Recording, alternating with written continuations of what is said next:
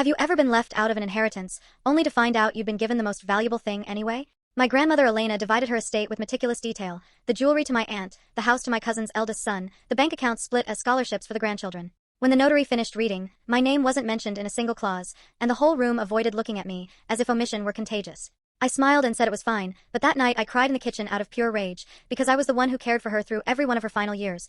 I took her to medical appointments, made her tea at the exact time, and learned to read her silences.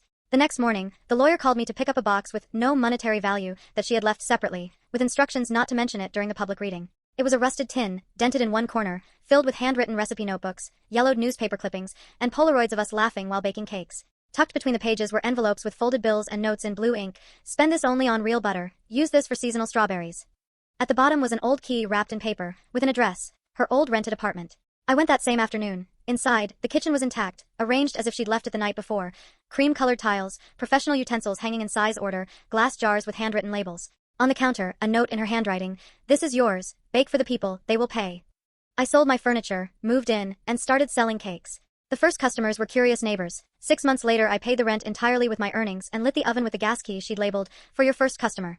The others inherited things that shine. I inherited a reason to get up every morning.